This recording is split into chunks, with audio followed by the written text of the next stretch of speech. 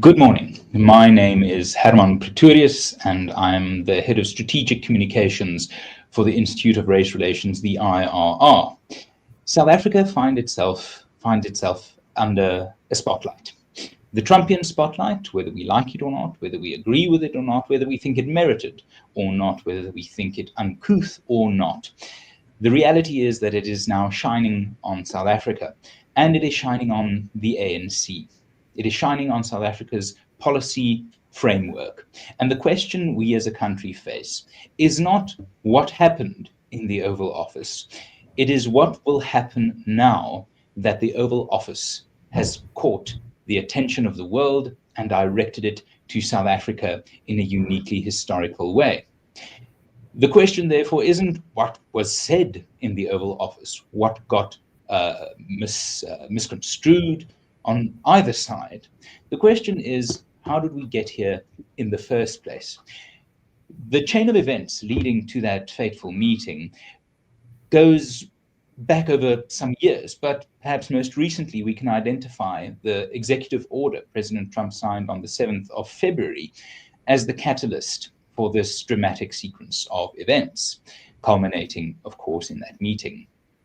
In that executive order, the President of the USA, the most important economic player in the world, the most important geopolitical player in the world, drew attention to South African policies that have over time strengthened within the ANC and have had many impacts and consequences for ordinary South Africans. And these are, of course, predominantly race-based legislation and regulation and policy, and the attack on property rights from the 1998 National Water Act all the way through to the Expropriation Act signed by President Ramaphosa recently.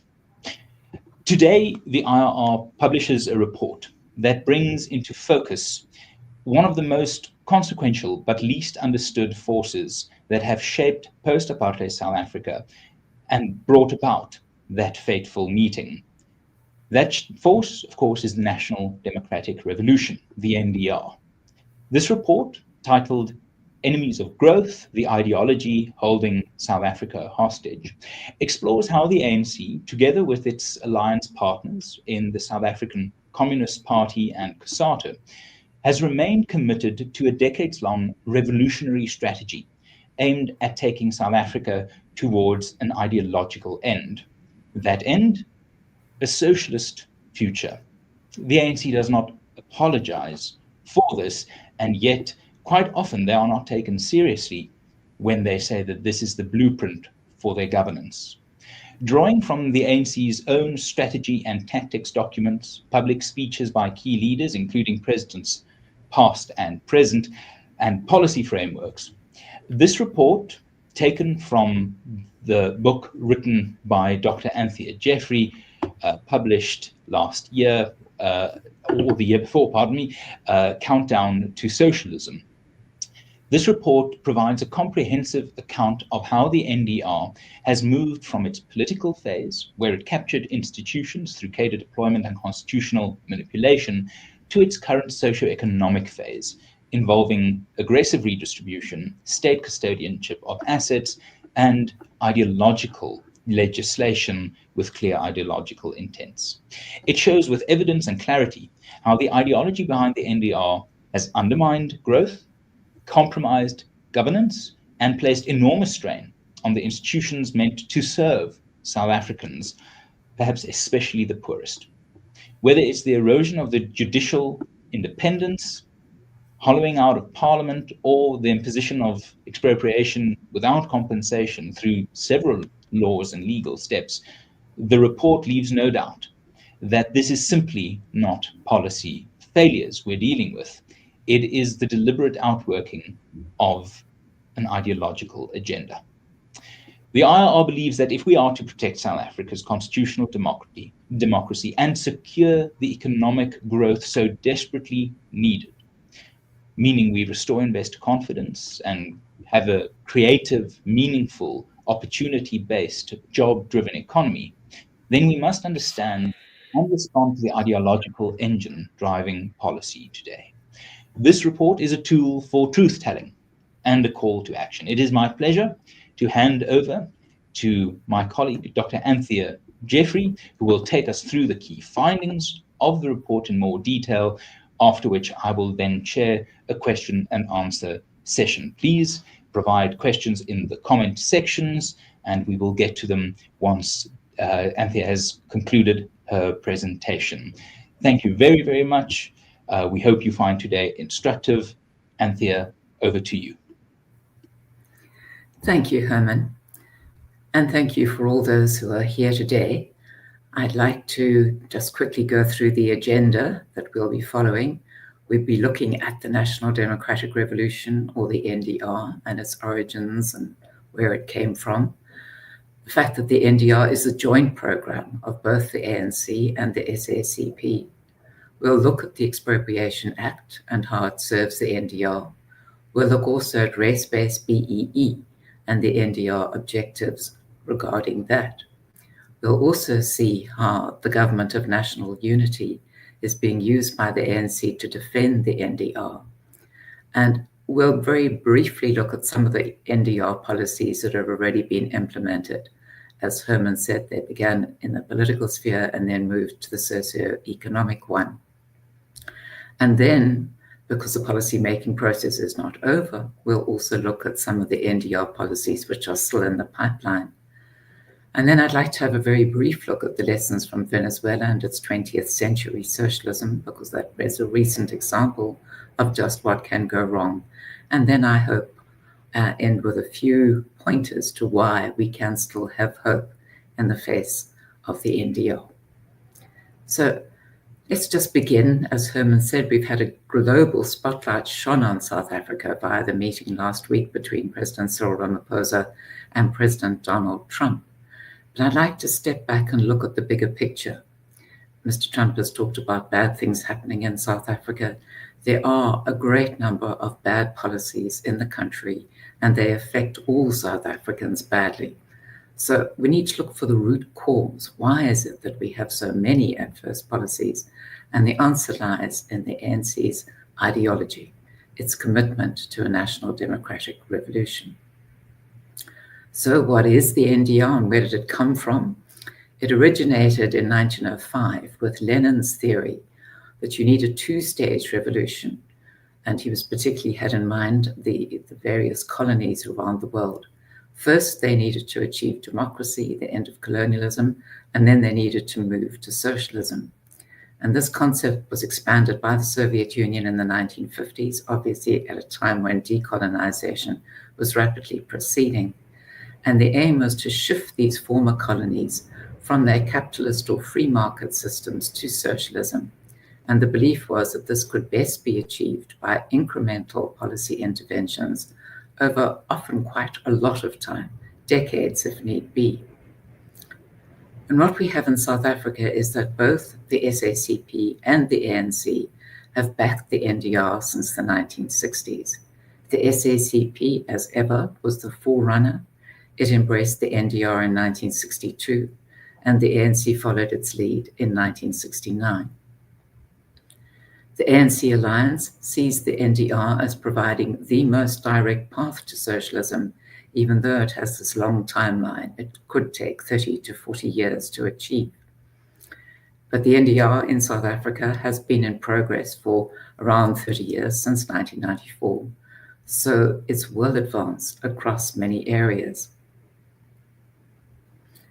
The NDR is the joint program of the ANC and the SACP, and this is a point which is sometimes not adequately understood. Socialism is associated with the SACP, but not necessarily with the ANC. In this alliance, the SACP is definitely the dominant partner, and it's the one that pushes most strongly for NDR implementation.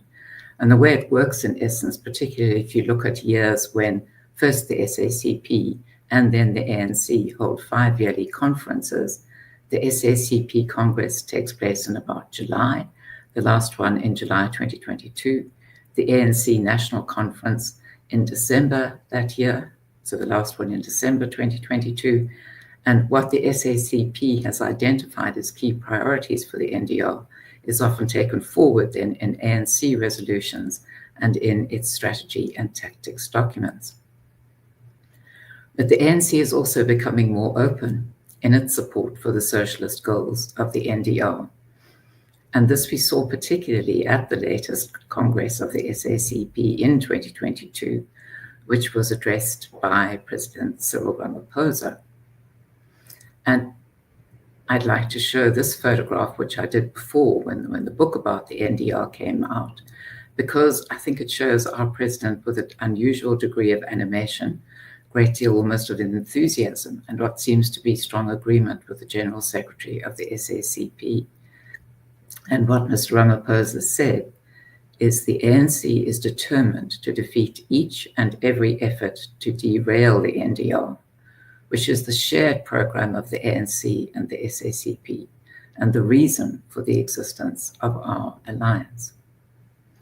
So let's look at one of the acts, which is particularly controversial at the present time, and that's the Expropriation Act and how it advances the NDR. First of all, it covers all types of property. The ANC and many other commentators focus on land, but the Act also allows the expropriation of shares, savings, machinery, other movable assets, intellectual property, and so on. It was gazetted in January 2025, but it's not yet in effect. The Act provides for nil compensation on the expropriation of land in some cases, but in all instances, it will generally provide for compensation which is below market value, and there will be no compensation for financial losses directly resulting from an expropriation. And this will be particularly relevant where a person who is expropriated has a mortgage debt on their property. Take, for example, just a residential home on which there's a mortgage bond, which is outstanding, which has recently been obtained, where there's still a lot of the capital to repay. If the compensation paid is less than market value, it's also likely to be less than the amount of the outstanding loan. And though the bond will come to an end, so the bank can't foreclose against the state, the underlying debt will still remain. And that's what the expropriated owner will be expected to pay off, but now without the asset, which was intended to help make that possible. So we have a situation where many expropriated owners may find it impossible to pay off their outstanding mortgage loans, and we run the risk of a bank crisis. And this, the Banking Association of South Africa has repeatedly warned against, but its concerns have been brushed aside. I want to focus too a little on the definition of expropriation, which has been inserted in the Act, which is generally also ignored. It seeks to confine the meaning of expropriation to where the state takes ownership. But if you look at bilateral investment treaties, at customary international law, they have a wider definition of expropriation because they recognize that the state can take property indirectly as well. The one thing, the state takes ownership, all the powers and benefits of ownership go to it. But the state can also adopt regulations that deprive owners of many of the powers and benefits of ownership, but without the state itself becoming owner. And the classic example would be a 51% BEE deal, where the shares pass to BEE cadres, not to the ANC. But the owner has nevertheless lost majority control and many of the powers and benefits of ownership. The bilateral investment treaties would say that there's a real loss here, which must be compensated. The ANC would say, well, the state hasn't taken ownership, so there's no compensation to be paid. This definition will also be relevant where the state moves to take custodianship of land, which we know that it wants to do. In 2014, it put forward a bill in terms of which all agricultural land was pre-vested in the custodianship of the state. In 2021, the bill aimed at amending the property clause in the Constitution and allowing expropriation without compensation, talked about state custodianship of certain land, which was not defined. So this is a long-standing ANC ambition, and its argument, if it does in the future pass a new law vesting a certain amount of land in the custodianship of the state, its argument will be, well, the state has not taken ownership, it's taken custodianship, and so there's no expropriation, and so there's no compensation. And so we could, in fact, have nil compensation applying not in the way that most people expect, but via the custodianship route. Then there's also how the Expropriation Act promotes the NDR. We've had political statements about its goals, which is very much the NDR aims to change the ownership of the economy. Back in 2017, Jacob Zuma began to say that this might require expropriation without compensation, and that the Constitution might need to be amended to allow this.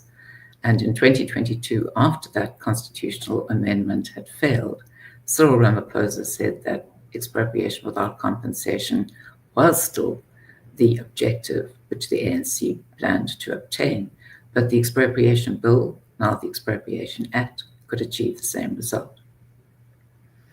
What about public sentiment?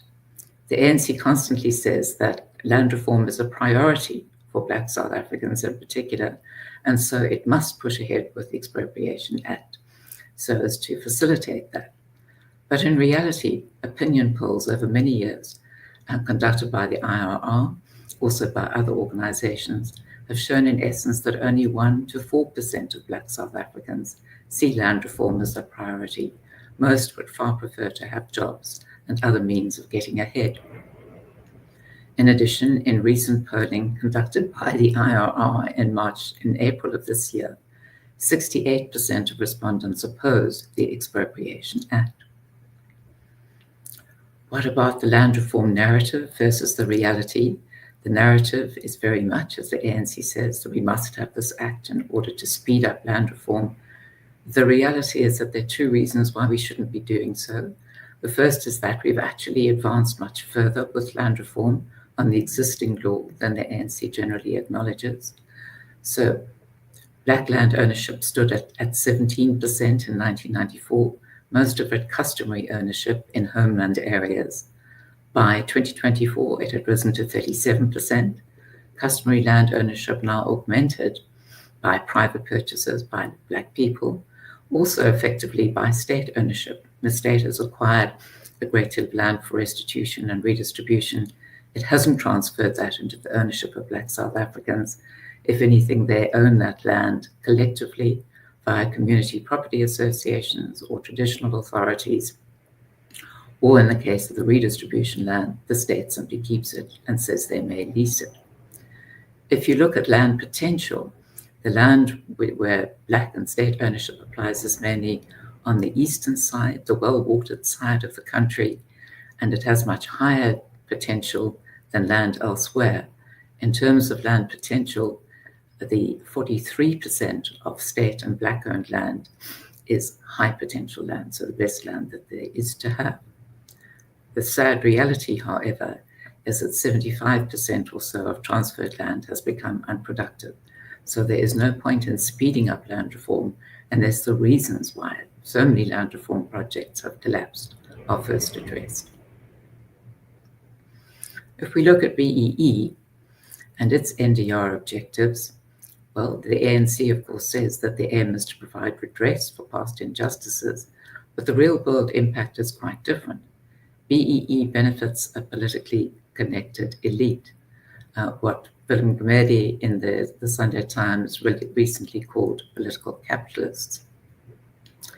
It actually harms the poor. Not only do the poor not have much chance of benefiting from BEE, they're actually harmed by it. First of all, because it has so eroded state efficiency, so that the supply of electricity, water, sanitation, housing, education, everything has been negatively affected. And the poor, of course, must rely on state provision rather than the private sector. In addition, in terms of the economy at large, it deters investment, it stifles growth, it limits jobs. It's part of the reason why we have a crisis of unemployment. The aim from the NDR's perspective is also to curtail business autonomy, because business can no longer make the decisions that it would prefer to make on ownership, on board membership, on the managers brought in to oversee operations, on the staff who need to do the work, on the contracts a business must enter into each year for the goods and services that it needs. All these need to be organized on an optimum basis with the best possible candidate chosen each time, but BEE makes that increasingly difficult to obtain. And this is a quick overview of some of the requirements. And before we look at them in detail, it's worth just looking at why it is so difficult to achieve demographic representativity in South Africa. It's because, of course, everybody is different, and there are variables that must be taken into account, which include age and experience and skills. So if we look at age, about half the Black population is under the age of 35, which means that in general, most Black people will lack the skills and the experience, in particular of business, that is needed for senior management or middle management, even junior management posts. Secondly, because of ANC failures in education, we have a population that is still poorly skilled. That 80% of our schools are dysfunctional. So millions of people leave the schools either still functionally illiterate and innumerate, often even without a matric certificate. That university education fails to, in that so many people drop out because they've been poorly prepared. And it fails too, in that many of our graduates are not adequately set up for the world of work. And against that background, this is what BEE requires, that ownership must rise to 25% and often higher. For Starlink, it's 30% in the ICT sector. That management control must range from 40% at board level to 75% at middle management, up to 88% at junior management level. That very ambitious preferential procurement targets must be met. In other words, that a company must buy 80% of the goods and services it needs each year from BEE suppliers, and half of that, 40%, must come from BEE suppliers that are 51% Black owned. That's very ambitious, very difficult to fulfill, and still maintain a competitive and efficient business.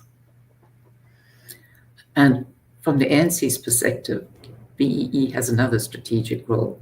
The idea that it can be used to discipline capital, really to control it and to make sure that it uses its resources for the benefit of the NDR.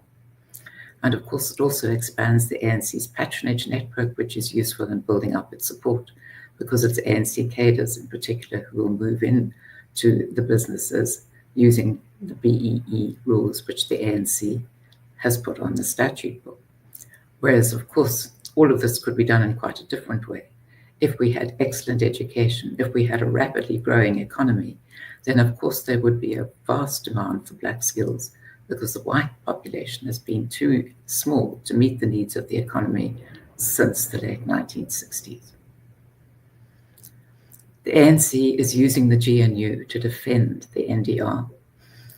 This was formed, of course, in June 2024, after the election in which the ANC dropped to 40%, the DA got 22%, and of course a two-party coalition could have been formed with a working majority, but instead a 10-party GNU was created, primarily because the ANC wanted to limit the role and influence of the DA and be able, if necessary, to bypass the DA.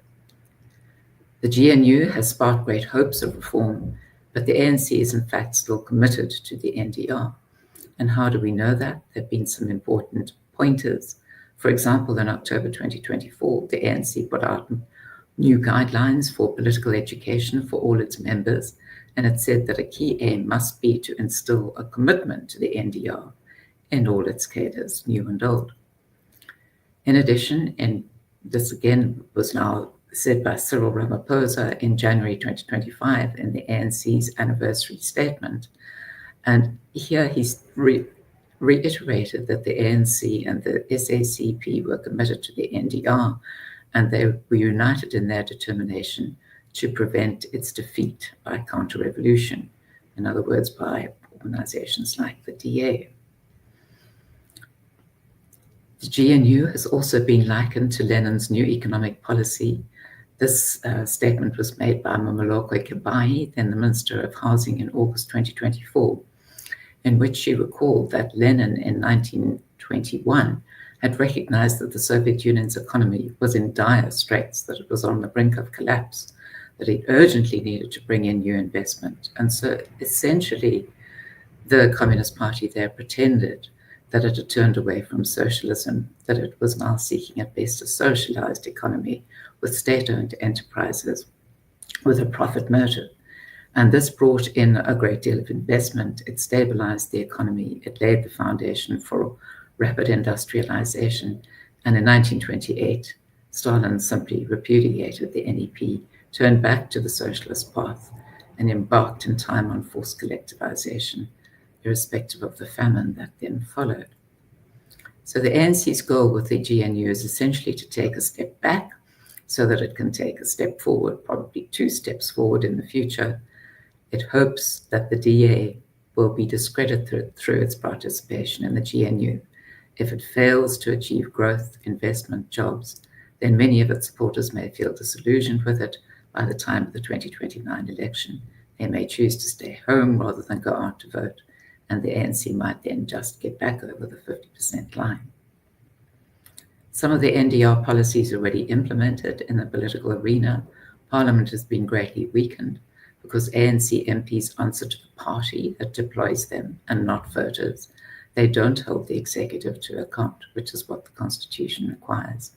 The judiciary has been weakened, particularly on issues important to the NDR. The Constitutional Court and other courts will prioritize transformation over the actual wording of the Constitution, even though transformation is not a concept included within it. Cadre deployment has been extensively used. Cadres have been deployed to all state institutions, including those whose independence is guaranteed by the Constitution, to help give the ANC control over all levers of power, and so advance the NDR.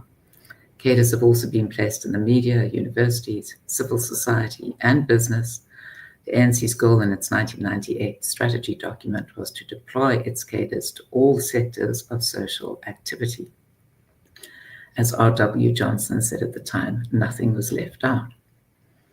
Some NDR policies already implemented in the socioeconomic sphere.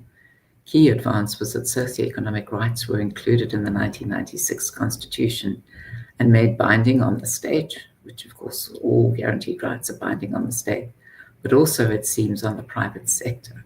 And the significance of that is now evident with something like the NHI.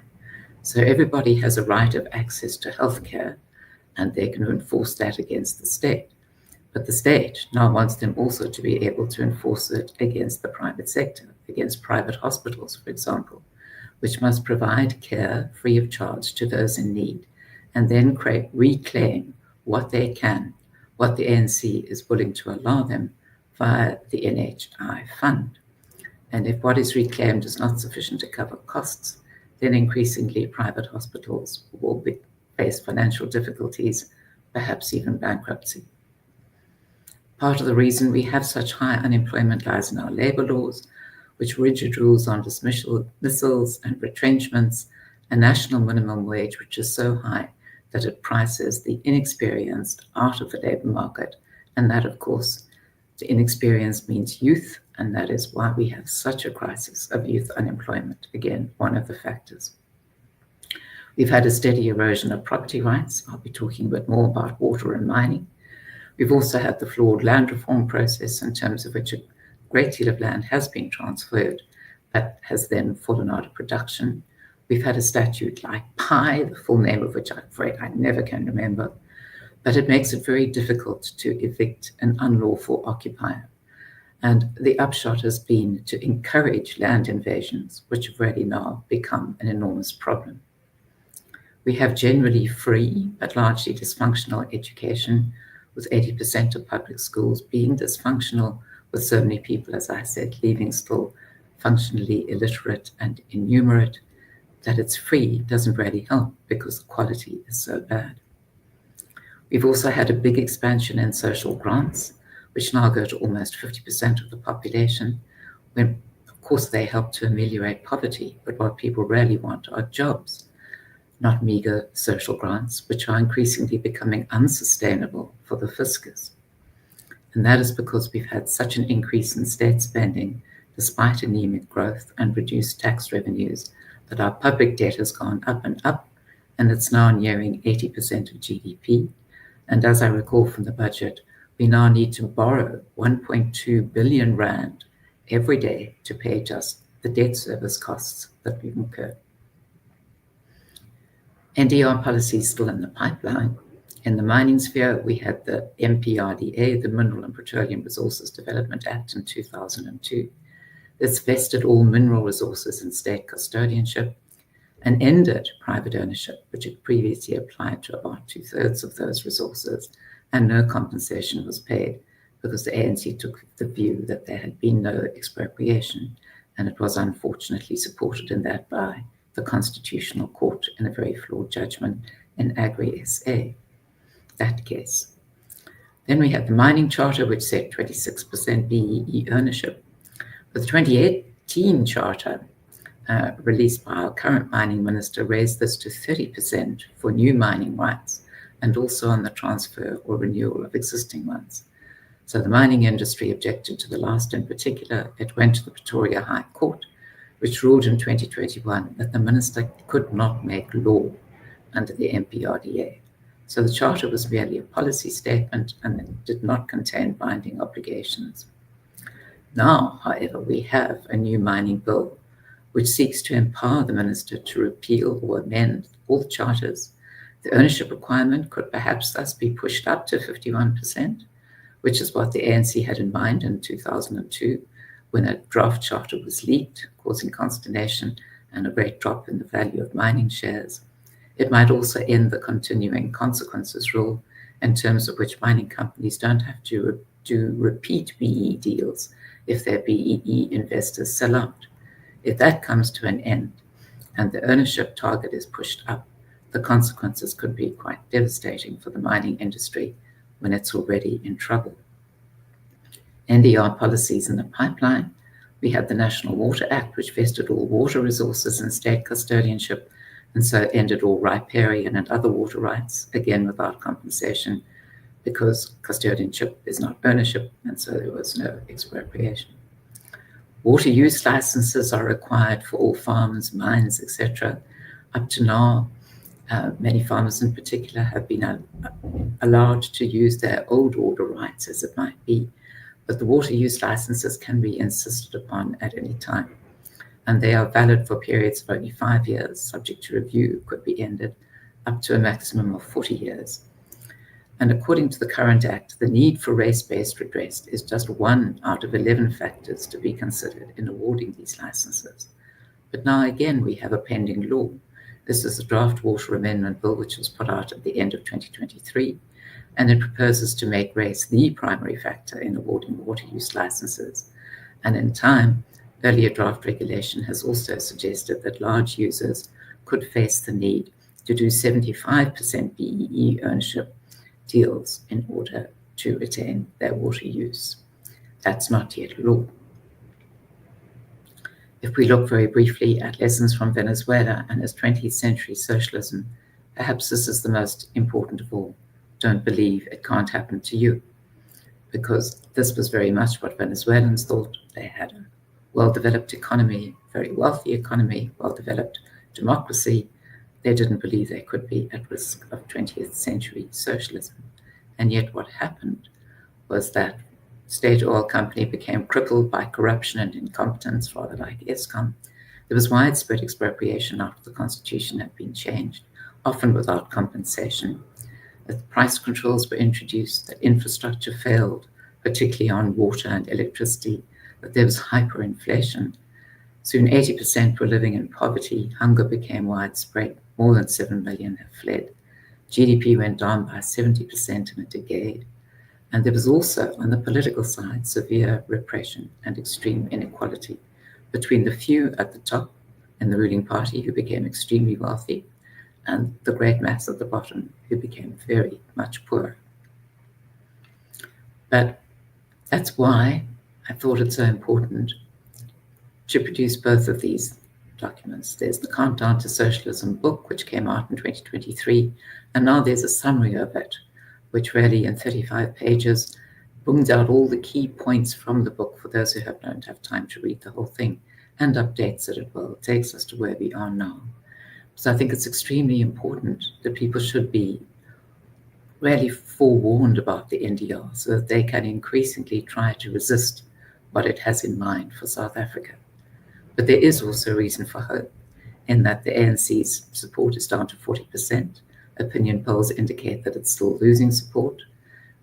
Opinion polls that we've done and other organizations have done indicate that we have a pragmatic electorate with very little wish for the radical policies of the ANC to be implemented. They basically don't support them. And we see also a shift in support to parties that have a stronger belief in the importance of investment, growth, and jobs. And we have also a lesson from another Latin American country, and that is Argentina, where after decades of really bad economic policy and a crippled economy, new leadership, has brought about an extraordinary about turn, and that will be discussed by my colleague Iber Vegter tomorrow when he talks about Argentina's turnaround. It shows that with the right leadership, major reform from a very weak position is possible, and that's a good reason for hope. Thank you.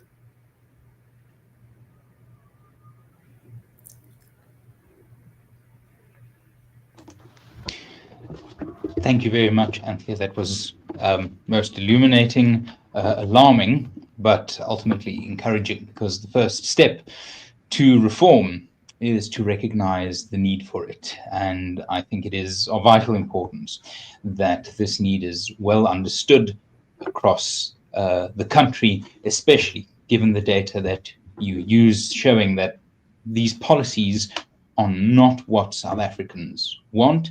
And if one might extrapolate from that, there is a likelihood that these policies, their implementation, have contributed to the democratic cynicism and the declining voter participation that we have seen in our general elections over the last 30 years. We now will turn to questions in the comments, and I will try to identify a few. There have been vigorous responses here. We see particularly from Mr. Vuyo Bikicha. We'll get to some of his comments, and I'll put them to you to see whether he is right or wrong on some of his rather intense assertions. But the first question will come from Kama Makanda. May you contrast the Expropriation Act to the Native Land Act of 1913 and the Group Areas Act of 1950 in rationale and implementation? How should we consider these acts in terms of their similarities and dissimilarities? Right. Well, let me start with the 1913 Natives Land Act, which did basically two things. It prohibited Black people from buying more land in the common area, as it was called, the area set aside for white South Africa, which was, of course, the great bulk of the country, about 86%. It also said that those purchases could take place with the permission of the Governor General. We were still, at that stage, had a Governor General rather than a state president. And permission was given for approximately 3,000 purchases in the period from 1913 through to 1936, when the prohibition was made absolute with the Next Land Act. There was no attempt at that point to push people who had already bought land off their land. They remained there, but that unfortunately changed in the 1960s and the 1970s, when forced removals were used to eject people from what the National Party government regarded as black spots, and to really move them into the homelands, overcrowded, impoverished, adding to suffering. The Group Areas Act set aside areas, whether suburban CBDs, for the use of particular racial groups. And people most affected there were very often colored people and Indian people who were, again, found their areas now set aside for whites, as had happened in Sophia Town, renamed Triumph, rather nastily. And there was again a great deal of suffering because people had to leave. And the same thing happened also in Cape Town in District 6. So there was great injustice, and obviously there's need for redress. And attempts have been made at this since 1994 via the restitution legislation, which makes it possible for people who were dispossessed of land in the apartheid era to reclaim land. It's been probably badly handled, the whole restitution process, but something like 80,000 claims were initially lodged in the first period. Most of those have now been dealt with. But what was interesting too was that people whose claims succeeded, they were told they were entitled to the return of their land, or they could have cash as compensation. And 92% of them chose the cash, which again, I think is an indication that most people realize that having land ownership, particularly in rural areas, is not an easy way to making a living. And we have a very urbanized society now. I think perhaps a disappointment on the part of the ANC that we didn't have a greater peasant class that would be keen to return to peasant farming. But urbanized South Africans, now 67% urbanized, didn't really want land to farm. And many of those who did receive land, either through restitution or through redistribution, sold it. So again, you can see that a big emphasis on the Expropriation Act as a way of acquiring land for, if not for free, then for less than its market value, is not really meeting the key needs of Black South Africans. They would far prefer to have an upsurge in investment, in economic growth, in jobs, so that they can find work in the cities. And they also, of course, need something to be done about the housing crisis. But again, expropriation is not going to solve that. What we particularly need is that title deeds should be granted to the 9.75 million African families that do have homes, but very often don't have title deeds to them. And we need measures to speed up the delivery of housing. It's one of the reasons why we believe that the BEE should be replaced by what we call economic empowerment for the disadvantaged, which wouldn't be a race-based system, which would look to what people's means and income are, and which would provide tax-funded housing vouchers to the poor so that they can set about either building or buying or extending or improving homes for themselves without having to wait on the state. I hope that answers your question. A brief follow-up from my side before I get to further questions from the audience. Would it be fair to say that to the extent that land registers as an issue in South Africa, the evidence suggests that it isn't access to land necessarily, but access to a valuable asset that could be the basis for either credit or finance or collateral of some kind as an economic step up rather than some agrarian romantic ideal? Do the restitution claims outcomes support such a conclusion that it's a desire for asset rather than sort of an agrarian dream? Yes, I think the key difference is between ownership and access. And what we have in the Constitution, unfortunately, in Section 25, is a sort of pledge that access to land will be provided to more people on an equitable basis. But access is very different from ownership. I mean, access can be achieved under custodianship, which is part of the reason why the ANC, I think, is keen on it. Then it retains the ultimate control, but it can allow people to use or access the land, but without ever getting ownership of it. And of course, you need ownership if you're to have collateral, if you're going to be able to raise working capital.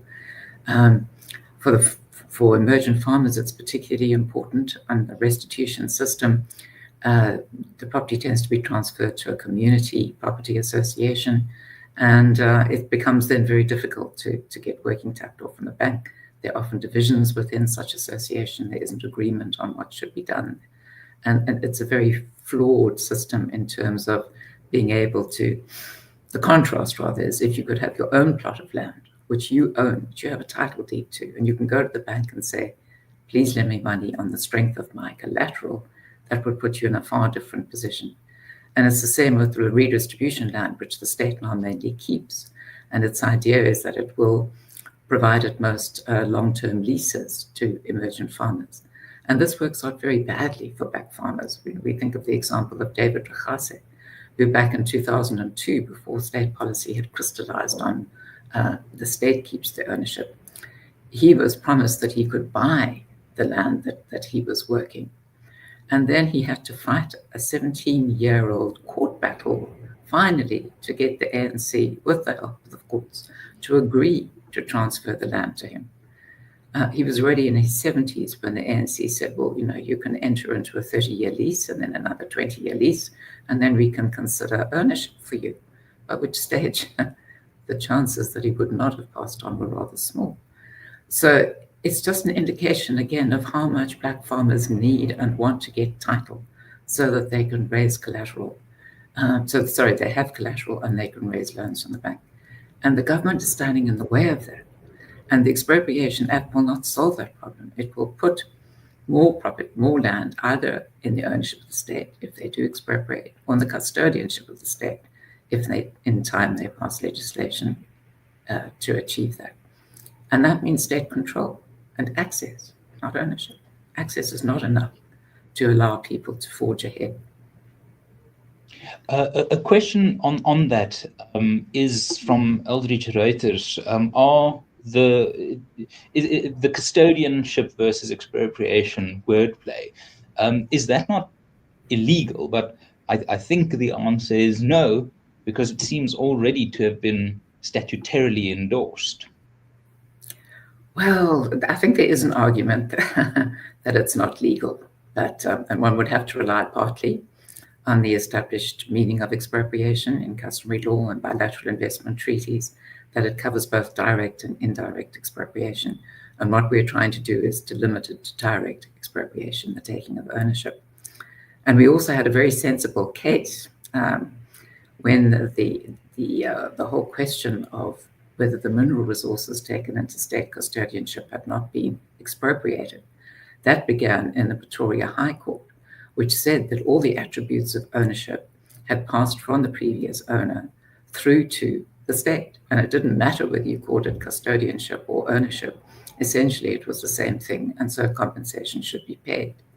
The problem was that when the matter went to the Constitutional Court, Chief Justice Mogoeng drew a distinction which 3 other judges on the court did not endorse, and said that expropriation requires the taking of ownership by the state.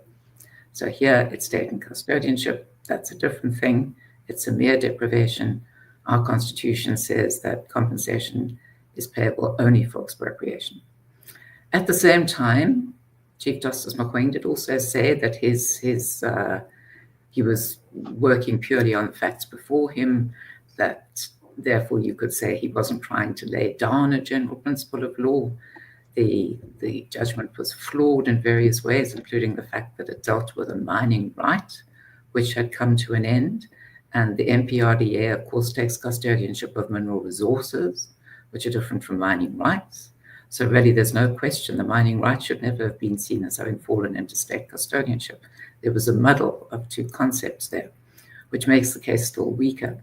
So we have an attempt by the ANC, as I said, to confine the meaning of expropriation to the taking of ownership. But I think there is a legal argument to be made that this is not, that expropriation cannot be or cannot be defined in that way, and certainly not by the wording that's been used in the bill, and certainly not without much stronger authority than the Agri-SA case provides. Moving on to our next question from Jan Bosman. Can you please explain what the original meaning of transformation was according to the Constitution, although not mentioned, and how it is played out when the NDR became the driving force? Well, excuse me. As we're both saying, transformation is not mentioned in the Constitution. We do have a provision for affirmative action.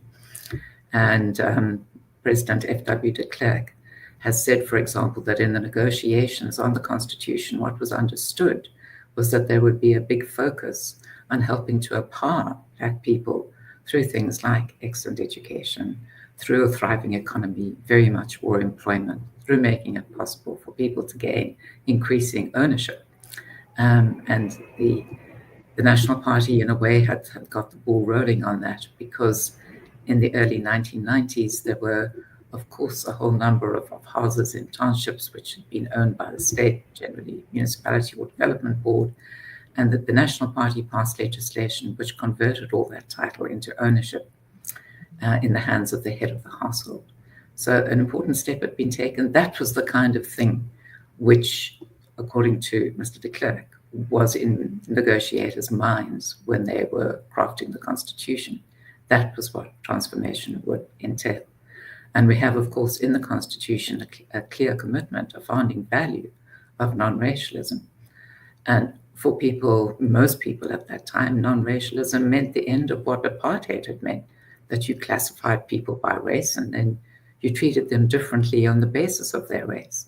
The essence was that you wouldn't do that anymore, and then you would have a non-racial society.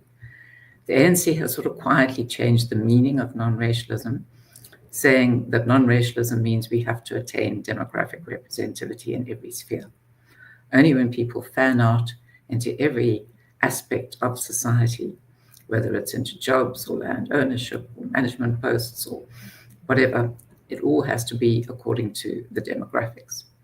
And that demographic representativity is held out as a norm.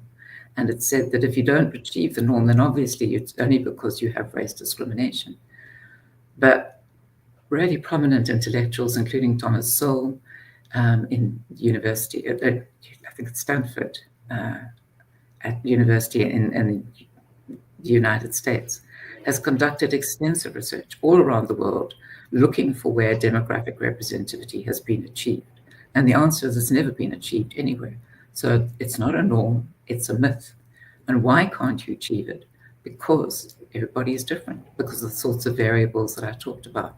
If you have a predominantly youthful population, as we do in South Africa, with roughly half of Black South Africans under the age of 35, then it becomes harder, of course, to argue that 80% are geared for positions in senior management or ownership of companies or board positions, because they haven't lived long enough to have acquired the relevant experience. Many of them have been tragically, really badly educated. Many of them tragically have been unemployed for years. So again, there's just been no opportunity to gain the skills and the experience that people need. So, if we could wave a magic wand and have all the skills, all the experience, etc., provided to all South Africans overnight, well, then no doubt we would have demographic representativity, because the white population is too small to meet the needs of the economy.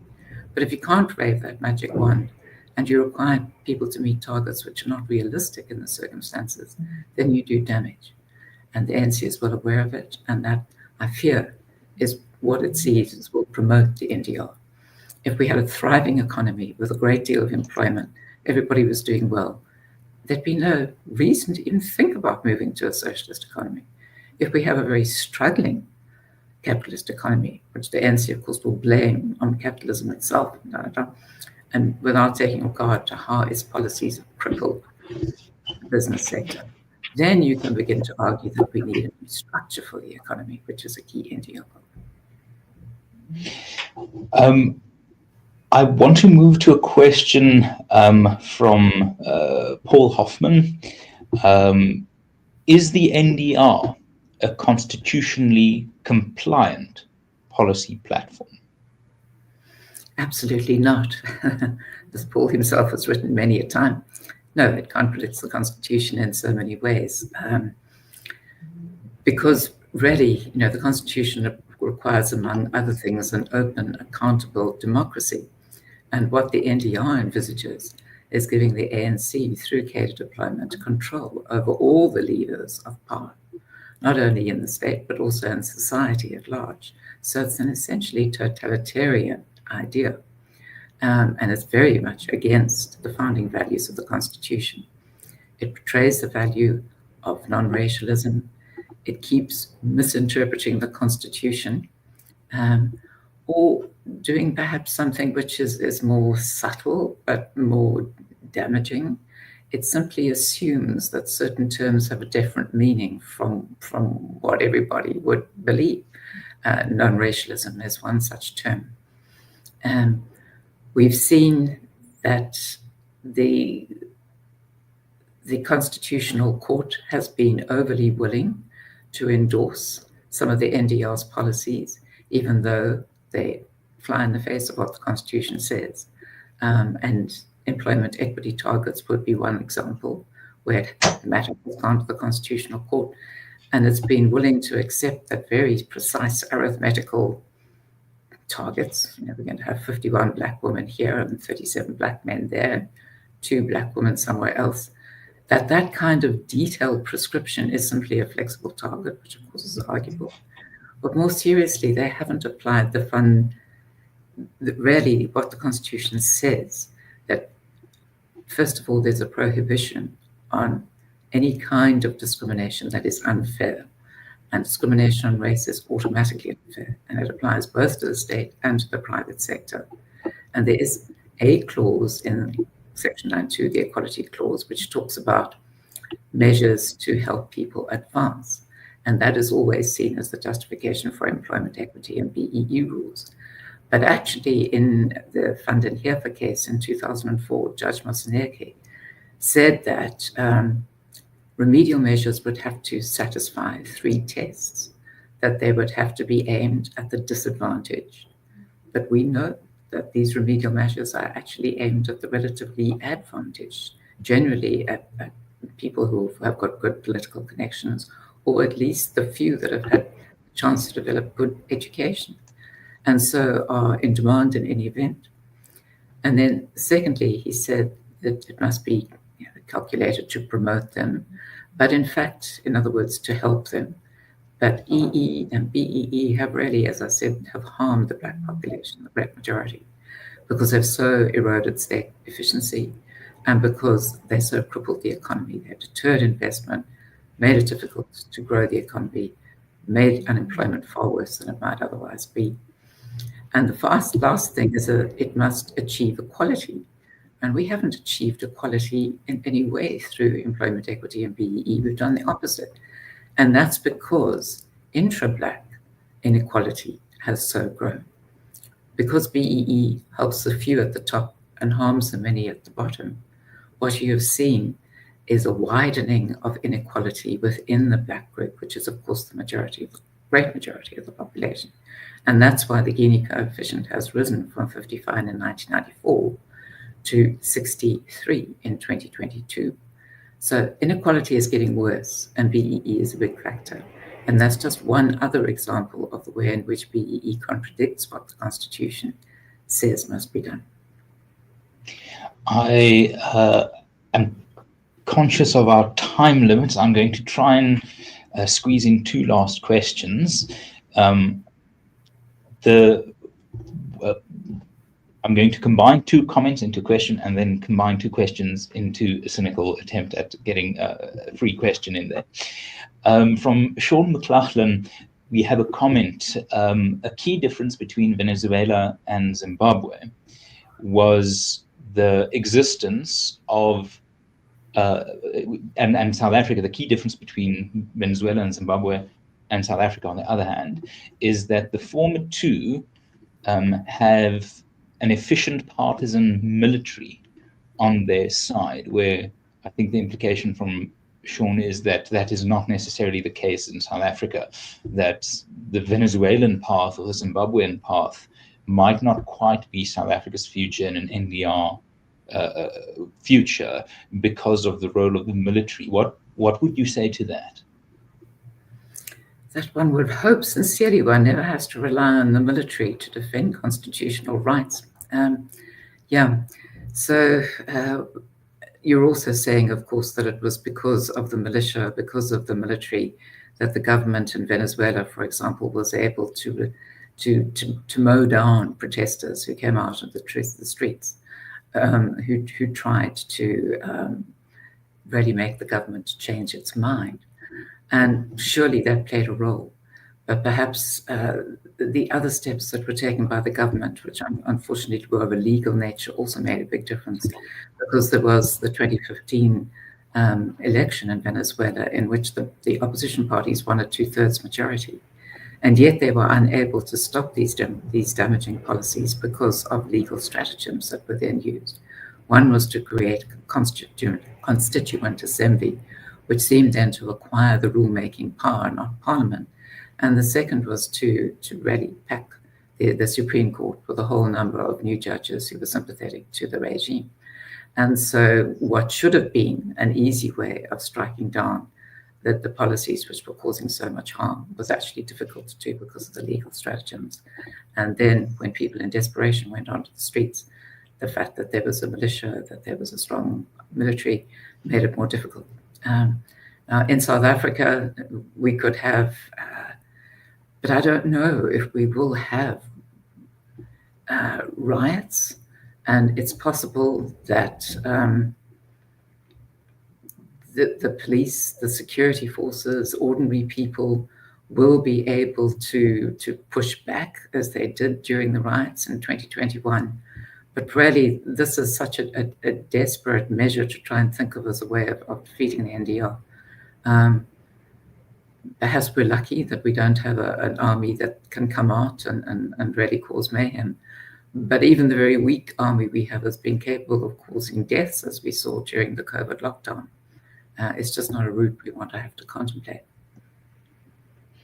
And that is a sombering answer to a sombering question. I'm going to shamelessly try and shoehorn Nicola de Jager's question and Stuart Pennington's question into a sort of a single slightly question-ish thing. Nicola says, the ANC was founded by educated, moderate, middle-class constitutionalists. Is any of this thinking still in the ANC? And as a slight follow-up, and as the final question for today's session, Stuart Pennington's question is, will ANC decline result in NDR support decline? Both sort of speak to the origin and perhaps the destination of the ANC. That's why I'm shamelessly trying to weld them together, whether they work or not. No, I would agree that when the ANC was formed in 1912, it was primarily middle class.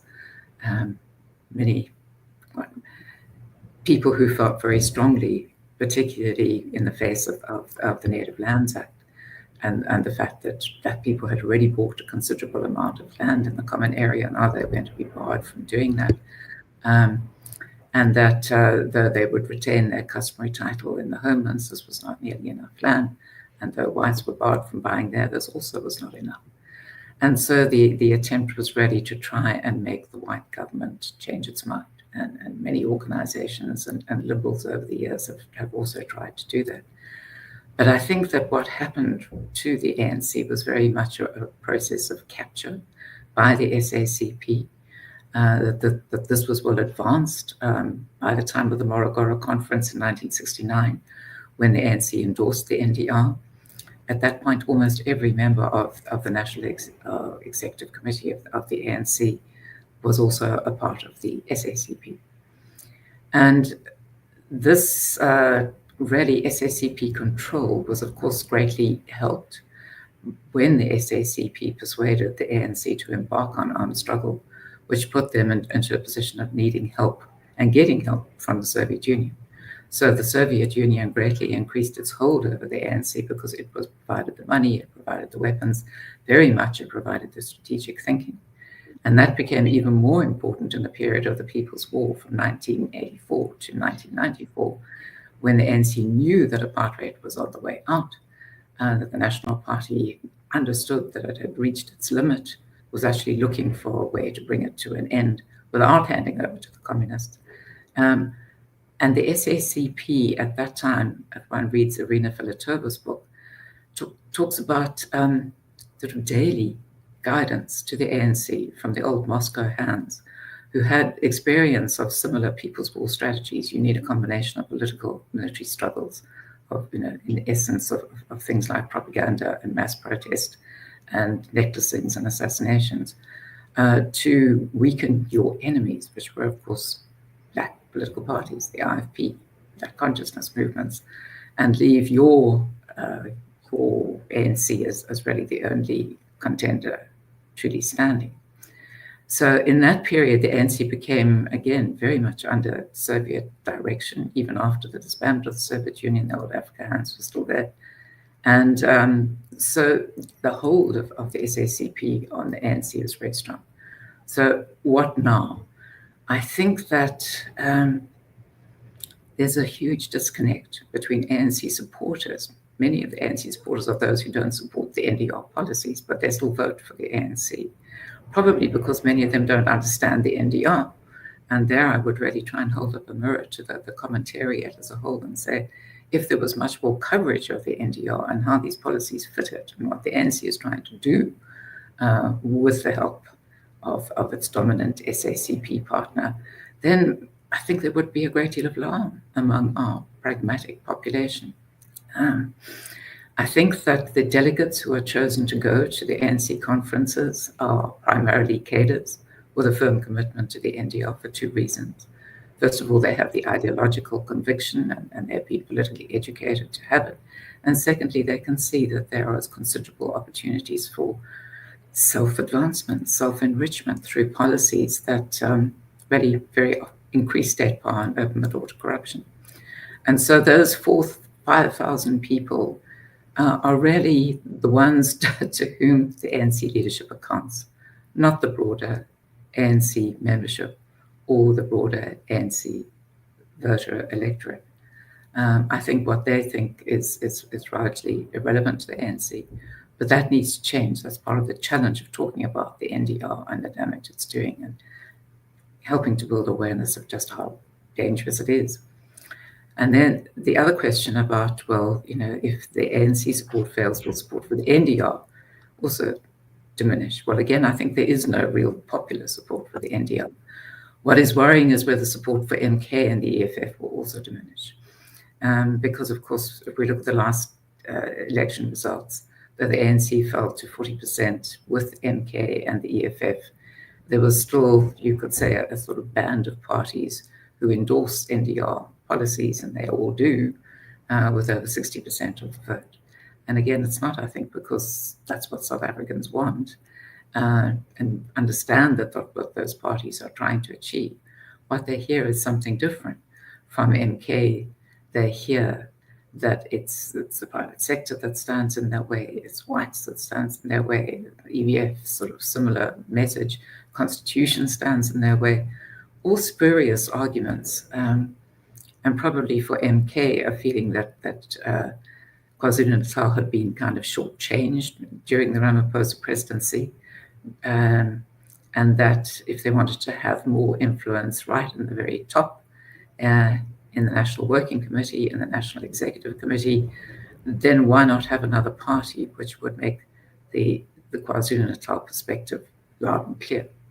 So no support for the NDR, but you could still get people because they don't really understand where the SACP, EFF, MK are trying to take us, still voting for those parties.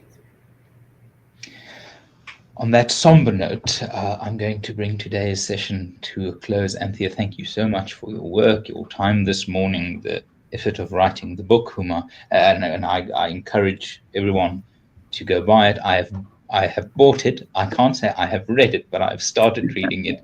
It is jam-packed full of information, insights that you will get nowhere else. And I've seen in a few comments here the encouragement that more people should know about this, more people should be aware of this. And I can tell you from the IRR's perspective, we certainly agree with you.